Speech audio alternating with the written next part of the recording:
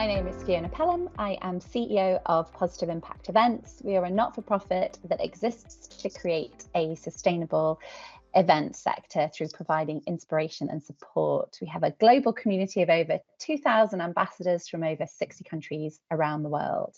And the standard I'm involved in is ISO 20121, which is a standard for sustainability within the event sector.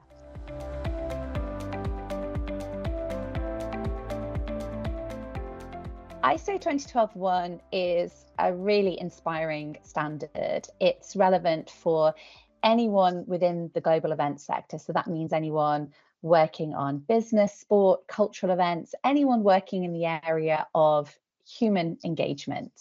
It enables you to have a framework so that you consider sustainability at every decision point. The standard also has guidance on human and child rights considerations when planning an event. And it also asks you to consider the context of climate change within your event.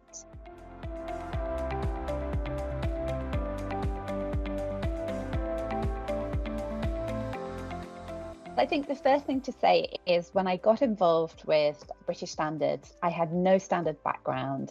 I didn't know anything about standards, how they were developed, but I did have a passion for sustainability within the event sector.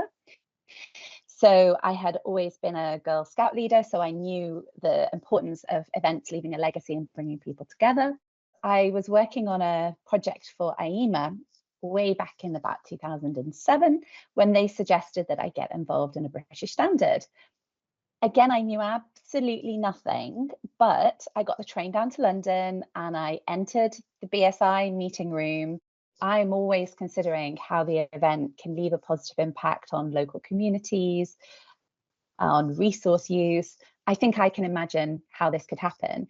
And just speaking up and sharing that vision made a massive difference within that meeting room. And very quickly, I was asked to chair BS 8901. And again, I had no experience with that whatsoever, but I was able to take courses through BSI that helped me understand how to chair a group, how a standard is created.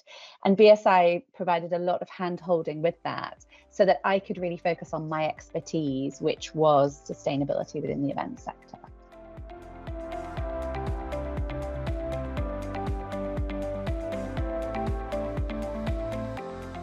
I think attracting a diverse community to contribute to a standard is the most important part of creating a standard. And attracting a diverse community means bringing in those people that don't have the same opinions as you, which also means bringing in people that may not be pro the standard.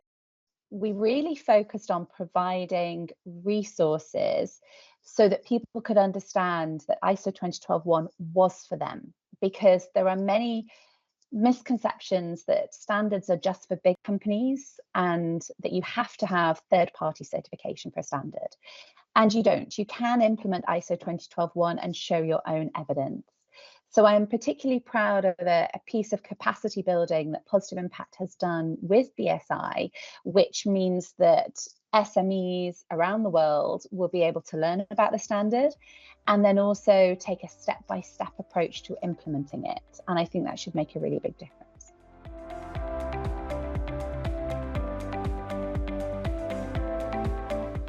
The event sector right now is quite resource intensive in terms of carbon use and material use. However, the sector also makes the most important thing happen, which is human engagement and human collaboration.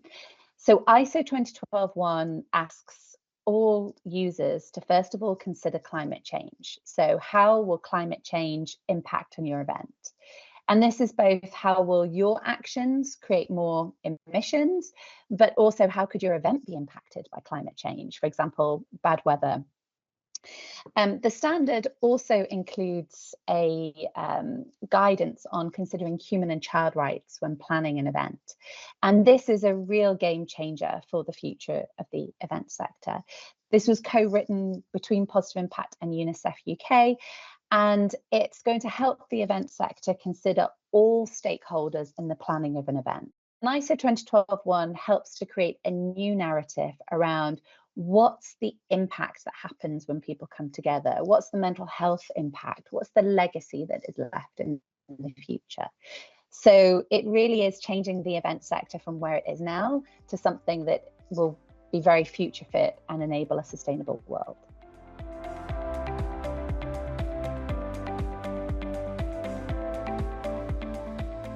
In the 20 years of working in the event sector, I've learned that every single event is different. So I can share two stories, but I would encourage all event professionals listening not to think, oh, this standard isn't relevant for me, because they can't hear themselves in these two stories. So the first most obvious story to share is the story of the Olympic Games and how year by year they continue to evolve and innovate and focus more on legacy and leaving an impact after the games rather than just delivering a 2-week great sport event. And there are some real shifts happening around human rights considerations. And one personal difference I've noticed from London 2012 all the way to Paris 2024 is the fact that the athletes now have a voice and are speaking up on climate change. Another example I'll give you is something that Positive Impact has worked on, and that is something called the Pavilion for People. And this is a virtual engagement area that people can gather in during COP conferences to make commitments for action and to learn about what's possible to create change happen in the world.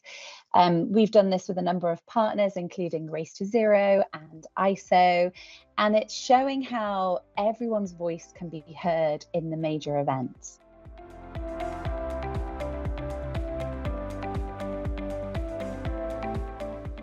I think more young people being involved in standards would be fantastic. The advice I would give you is not to be overwhelmed when you enter a room and you might see people who don't look like you. I think when I chaired ISO 2012-1, I was the youngest female at the time to chair an ISO standard.